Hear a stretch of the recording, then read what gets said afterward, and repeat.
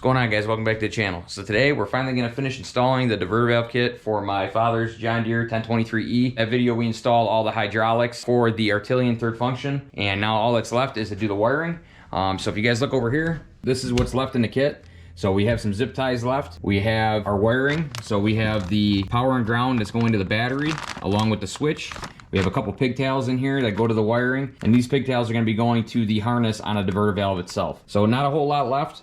This shouldn't take very long to install. I've just been really busy lately, so I haven't been able to get back out here. I was hoping to have all this done by the end of last weekend, but I've just been insanely busy lately, just trying to get a bunch of stuff done, you know, trying to price out different side work that's coming up. So the first thing we're going to need to do here today is we're going to be popping the hood up. We need to remove this side panel here. Once we do that, we'll be taking off a cover off the front of the tractor here.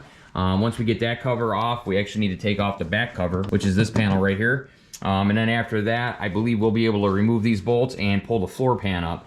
Once we get this floor pan up, we should be able to expose ourselves to the factory wiring, which follows down the center of the tractor here.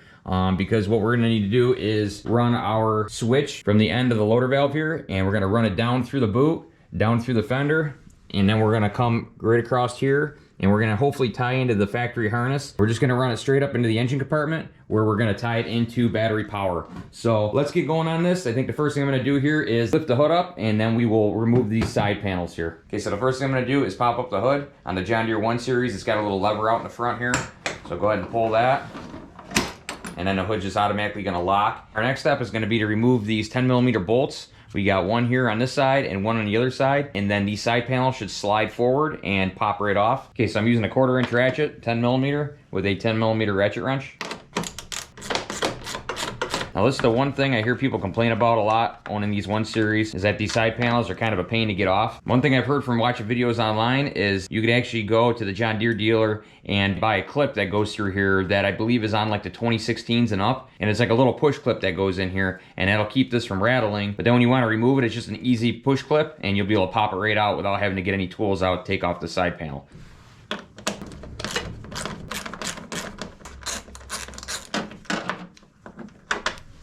Okay, so now we got those two 10mm bolts out of the way, one on each side. Now we should be able to just slide the side panel back and forward, I believe. Yeah, just like that. Now we can do the same thing with the other side. Slide it forward, and it comes right off. Alright guys, so now we got both side panels off and out of the way. Now our next step is going to be removing some of the screws here for the front panel. So this is the front kick panel that we're going to be removing next. I believe there's 4 screws in total. So we got one here, we've got one over here in the front, and then we've got another one on this side. And then again on the other side, we've got one more here. So we got to remove those, and once you remove those, we should be able to pull this kick panel right out of the way, and then we'll be going on to the next step. All right, so I've got a standard Phillips head screwdriver here. Now be careful because there's washers on these. The 2 side bolts have washers, and the 2 front ones, they do not. So just be careful you don't lose them.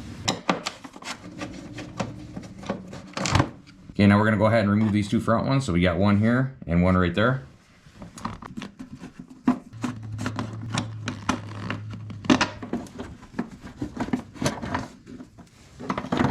Okay, so now we go ahead and pull this kick panel right out of the way. It should just slide forward, up and out. There we go.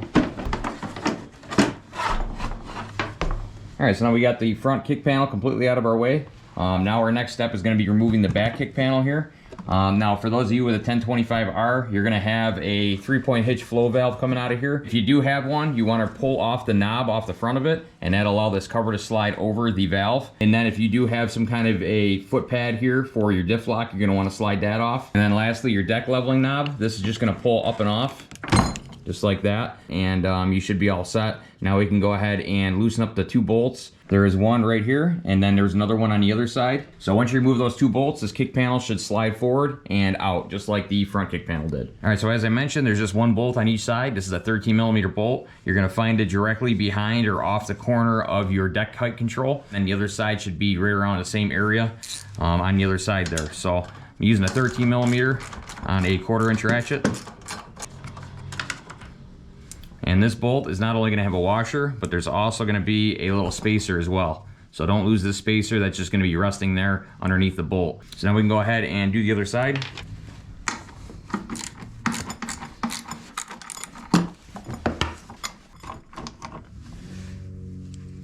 There's the bolt, and there's the spacer.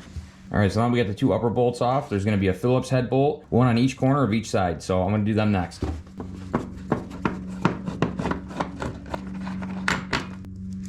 And again, that bolt is gonna have a washer on it. Okay, we got one more on this side, and then this kick panel should be ready to come right off. Okay, so now with all four bolts out of the way, the two Phillips head bolts on the bottom and the two 13 millimeters up top, this whole panel now should just slide forward. A little bit of wiggling. And as you can see, that's just gonna come right on out. Okay, so we're making good progress here. We've got the side panels off, we've got the front kick panel off, and now we've got the rear kick panel off. And you can see kind of how that looks in there. So now the very last step to get underneath this floorboard is to actually remove the floorboard. So there's gonna be 5 15 millimeter bolts holding this floor on, 5 on each side, so 10 in total. So now all we're gonna have to do is remove these 5 bolts, and this entire floor piece here should pull right up and come right out of our way. And then we'll be able to expose the factory wiring that runs right down the center here. And that's where we're gonna be running the power for our switch for the diverter valve. So let's go ahead and remove those now, and we'll get this thing out of the way. All right guys, so I'm gonna be using a 15 millimeter 3/8 drive on my impact gun. Like I said, there's 5 bolts in total. You guys may have to take like a little pick or a screwdriver and clean out the debris that's in here. You might not see all the bolts at first, but eventually if you clean all these holes out, you'll be able to see them.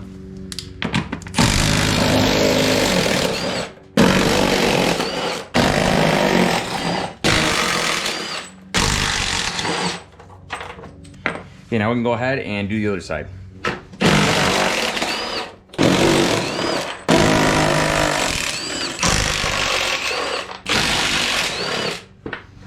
Okay, so now we got all the bolts out of the way, we're just about ready to lift this off. But before we do, there's a couple fuel lines here. These are gonna be going in between the floorboard. So you're just gonna have to kind of pull these away from the floorboard as you pull up on it. So that's what I'm gonna do now, and we should be able to sneak them right out and get this floorboard up and out of the way. So I'm gonna do is just kind of lift up on this, and then I'm gonna grab these fuel lines, and you should be able to kind of pull them out from underneath the floorboard. They just kind of lock into the bottom of the floor. There goes one, and there goes the second one. So they're just kind of using these little push clips, so you just got to pull these up out of the clips. And now as you can see, the floor is completely loose, and we can go ahead and pull it completely out.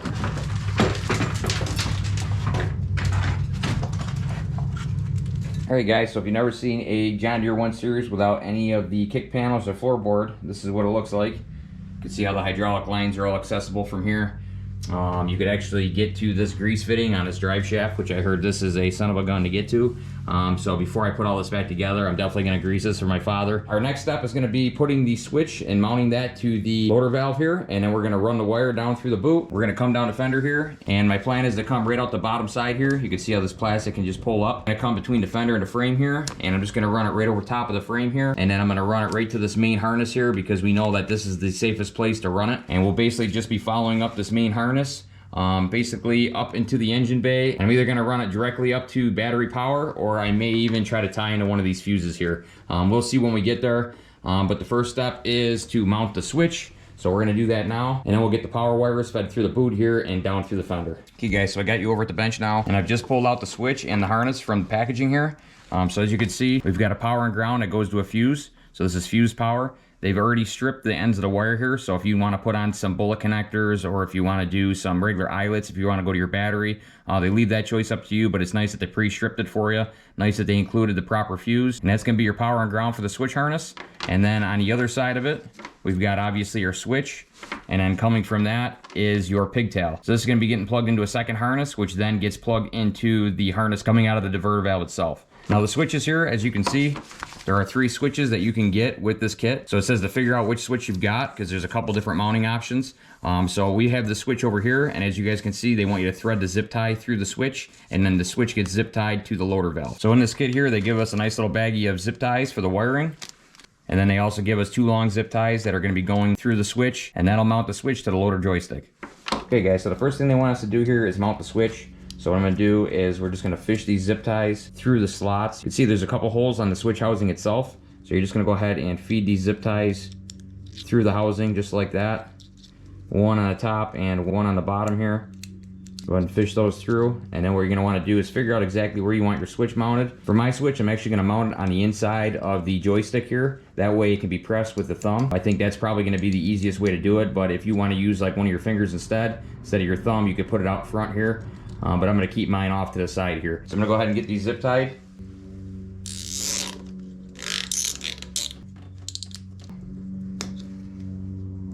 All right, so our next step is going to be removing this little rubber boot here on the joystick. We got to pull this off, or at least out part way, so that we can get this wiring harness down through it. And then as far as this other harness here that's connected to it, as you can see, it wides off.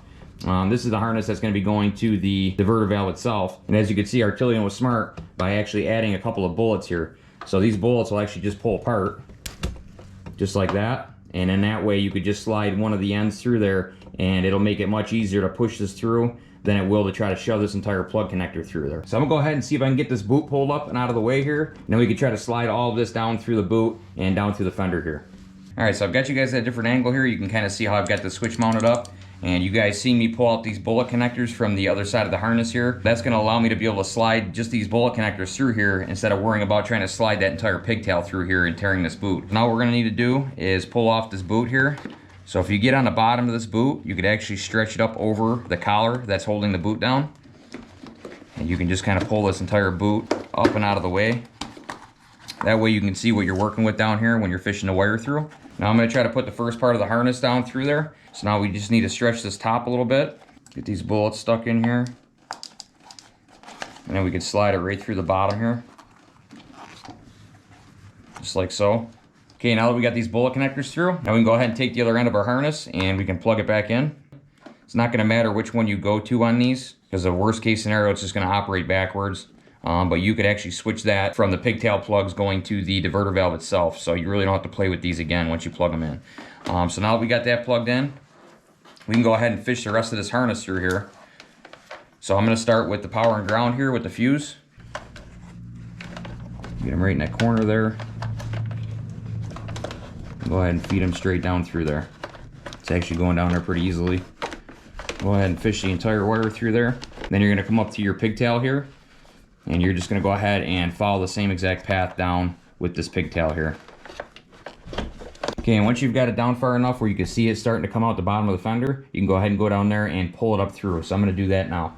Okay, so I've got the wires down far enough to where I can get a hold of them here. I'm just going to pull the lip of the fender up off the frame, and here comes the pigtail. Go ahead and pull that through along with our power and ground here. Okay, there we go. So this is what it should look like here on the bottom of your fender. You've got your pigtail and you've got your power and ground coming off of it. And we're going to be coming out of the fender right along the bottom here. And that way, when everything gets bolted back together, you should have plenty of room for this to run out the side here. Then once you've got all this pulled down through the fender here, we can go back up to the top and reinstall the boot. Okay, so I've got all this wire pulled down through. I'm going to try to center mine with the switch. And you can go ahead and slide your boot back down. And then you just got to stretch the bottom of the boot back over the bottom plate here. Okay, so I've got the back side on. Go ahead and pull it out of its detent. And now I just got to get the front part on here. Okay, that should be it. Okay, so now we got this all back together. Go ahead and make sure you get your switch exactly where you want it. And then you can go ahead and use them zip ties to zip tie this wire down nice and flat against the loader stick here.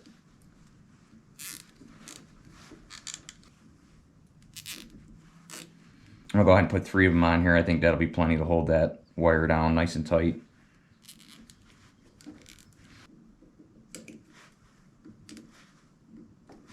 Okay, should be all set here. Now we can go ahead and move further down the line here and get our power and ground hooked up. And then lastly, we just got to plug in our pigtail with the last harness in the bag, and then we'll be ready to put this all back together and test it out. All right guys, so I'm down by the fender here.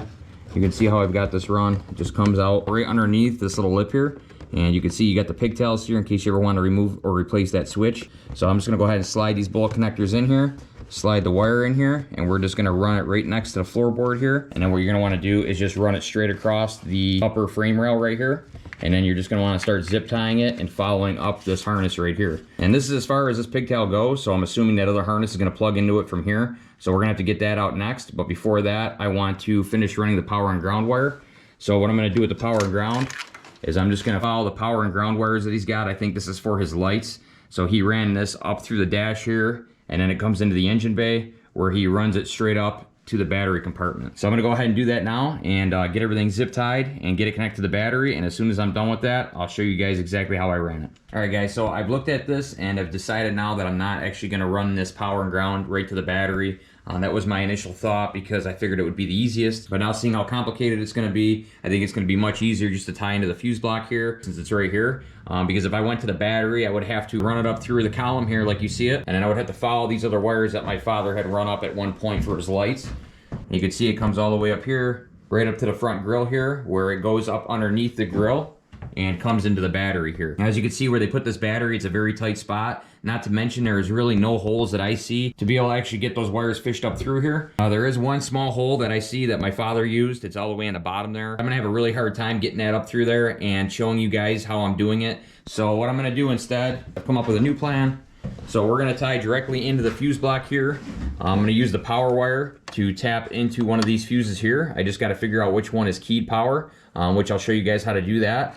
And then the ground wire here, this is gonna be going to a body bolt or some kind of chassis bolt so we can make sure we have a good ground. So I've been looking around for a good ground bolt, and in here where the column is, there's a couple bolts. My plan is to use that bottom bolt right there underneath that cable. And that bolt there just ties in the framing to the steering column itself. So there's 4 bolts in total holding the steering column in, so you could easily remove this bolt without having anything come loose on you or without having to readjust anything. So this bolt right here is a 13mm bolt. So you're gonna wanna go ahead and just zip this bolt out. And what I've got here is a little eyelet that I'm gonna put on the end. Now this is a normal eyelet. I actually had to drill it out a little bit larger, and I think it will go on there now. So what I'm gonna do is remove that bolt. We'll crimp this on the end of the ground wire here, and then we'll bolt that right to the frame, and then we'll get this positive wire and find the correct fuse for it, and we'll stick that on there. And we should be good. That way this thing isn't always live, and the only time the diverter valve will actually function is when the key is turned on. So the first thing I'm gonna do is loosen up this bolt here. We'll get the eyelet crimped on the end of this ground wire here, and then we'll go from there. Okay, so I'm assuming this bolt looks like it's in a really hard place to get to, but really you can get right underneath the steering column and get right to it. I've got a cordless ratcheting wrench, so I'm just gonna use that. And like I said before, it's a 13mm bolt.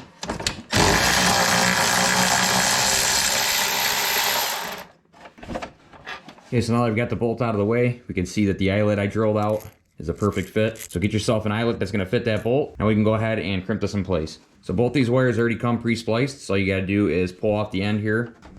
Now obviously we don't need this much exposed, so I'm just gonna nip this off, give ourselves maybe a 1/4 inch, 1/8 inch.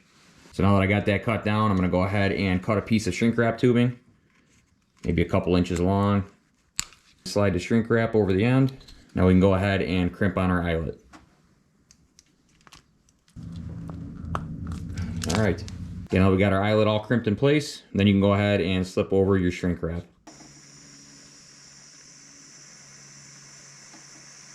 I'm gonna go ahead and pull this back through a little bit. Throw the bolt through the ground wire. And then we'll put it back into the steering column here.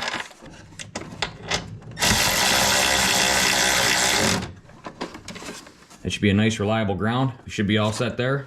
Now let's go ahead and install the power wire. All right guys, so now we're ready to install the positive lead into one of these fuses. But before we do that, we're gonna have to figure out exactly which one is live with the key on. So what I'm gonna do is turn the key on. I'm gonna use my voltmeter. I got the ground going to a well-known ground, and I'm gonna be using the positive end here. And we're gonna be checking each side of these fuses here to see which one has power only when the key is on. And then we'll figure out which fuse we wanna use from there, and then we should be all set. So let me go ahead and turn the key on, and we'll start testing these. Check this top one first. So we got no power to that one. I'm gonna assume that's probably for the lights. Got no power to this one. This one could be to some other accessory. Okay, this one we got power to. That's a 10 amp. We got a 20 amp here. This one's also got power. And we got a 30 amp here. And that one's also got power. So now let me turn the key off, and we'll see which one of these fuses goes out with the key. So now the key is off. This 10 amp here has no power. This 20 amp still has power, so that's gonna be live all the time, so we don't wanna use that one. And this 30 amp as well is gonna be live all the time. So the fuse we're gonna wanna use here is this 10 amp right here, being that it doesn't have any power with the key off, and as soon as we turn the key on, we've got 12 volts going to it. So that's gonna be the fuse I'm gonna use. Now you can buy these little adapters that you pull out the fuse, and it goes in between the fuse and the fuse block, and it gives you a little prong to stick power off of it with. I don't have any of those on hand right now, but we're gonna be buying one. So for now, I'm just gonna stick the wire inside with the fuse. I don't really recommend you guys to do this because you could short something out if you don't do it right. But that's what I'm going to do right now because I don't have that little adapter right now. So we're going to go ahead and order one, and that way once it comes in, we'll just swap it out. But for now, at least this will get them up and going. So I'm going to go ahead and remove this 10 amp fuse, and we'll see if we can get the positive wire stuck in one of these leads when we push the fuse back in. All right, so now we know which fuse we're after. I got a pair of needle nose pliers here. Go ahead and pull that fuse out, and that 10 amp is going to work perfect as well because on the fuse that it came with is a 10 amp fuse as well. So I'm going to go ahead and pull my sleeving off. And again, I'm just going to cut back some of this wire. I'm going to leave myself with a little bit more length this time, maybe like an inch, because we're going to need to get this wire deep into the fuse panel. And the plan is just to stick it in one of these prongs here,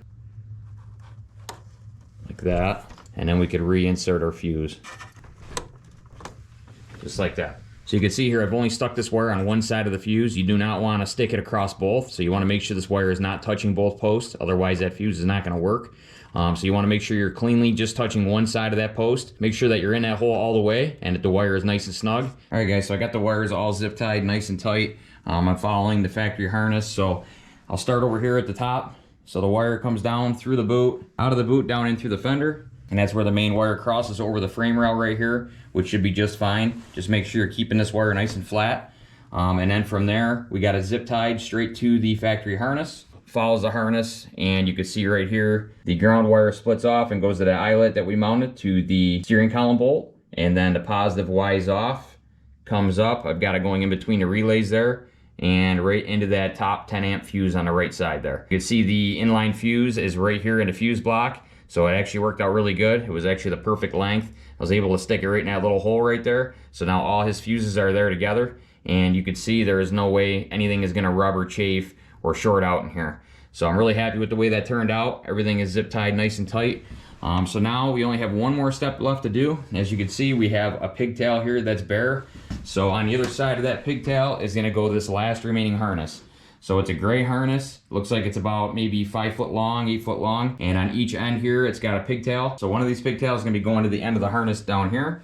And the other end of this pigtail is gonna be getting fed right over to this harness right here, which will be by your hydraulic couplers. So that way when you go to remove your loader, the only thing extra that you're gonna have to do is unplug this one pigtail right here. And it's got a little cap on it as well, so that you could plug the cap back on it. That way it's kind of like a hydraulic boot cap. You won't get any dirt and debris in there.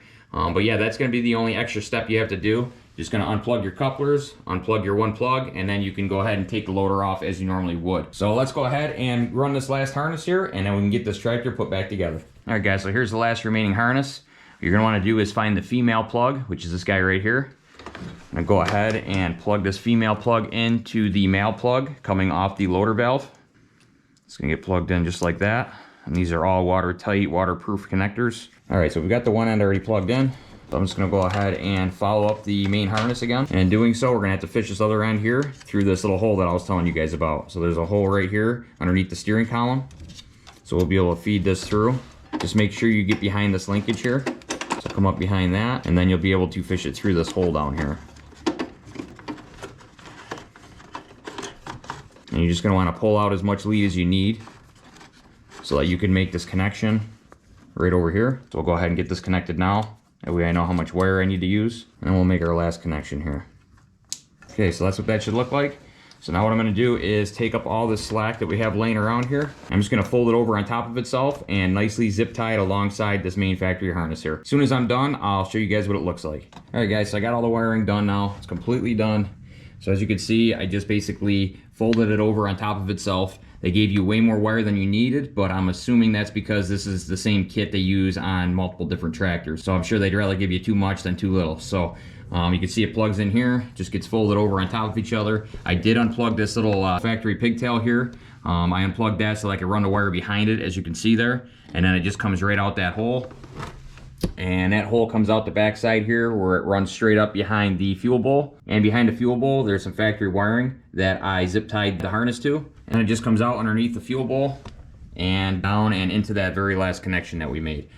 So that worked out really good. You can see here that this is the little caps that they give you. So you're gonna plug them together when you're not using them. Just like you would with your hydraulic boots. Plug them together, that way dirt don't get in them. And then when you go to take off your loader, you'll be unplugging these plugs here and you'll use these as the caps. So that's all there is to it. This thing ain't gonna get hooked on nothing. It's in a good spot. It's behind everything, and it's behind the hydraulic hoses as well. So I'm really confident in that. It's not gonna chafe on anything. Now we can go ahead and reinstall the floor. And once we do that, we can install our back kick panel and our front kick panel.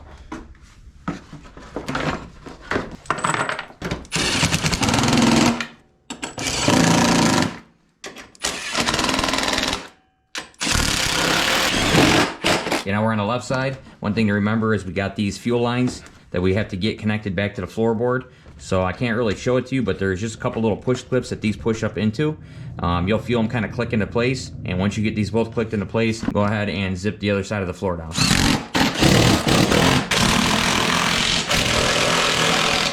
All right, so now we got the floor all bolted back into place. We can go ahead and install the rear kick panel. So you're just gonna have to go over the top of that, and then it should just kind of slide right into place.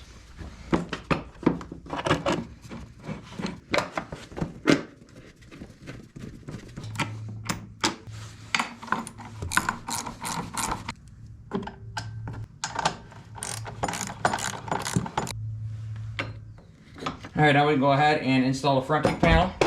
And this will just slide right on over the steering column. Just like that.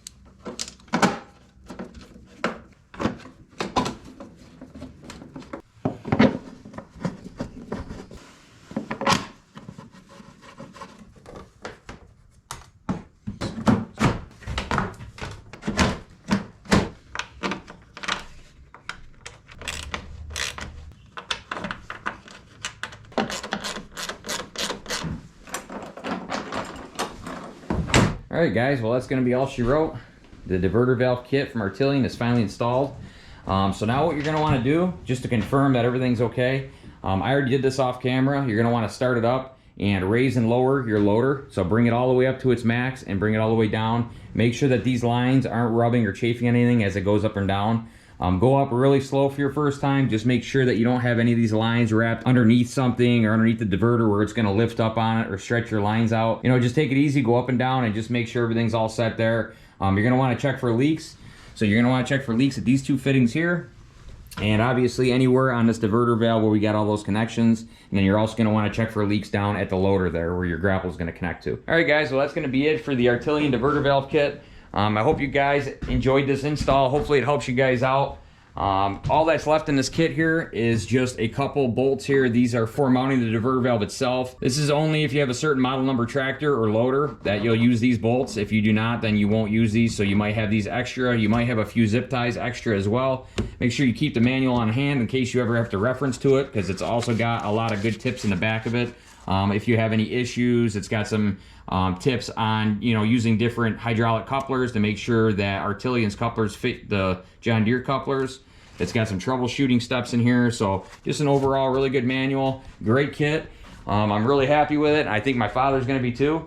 I am going to have this tractor on the channel more. I've got some testing that I want to do with it and other things that I want to show you guys as well between this and the Kubota BX. So stay tuned for that. Hope you guys enjoyed the video. As always, we'll see you guys in the next one.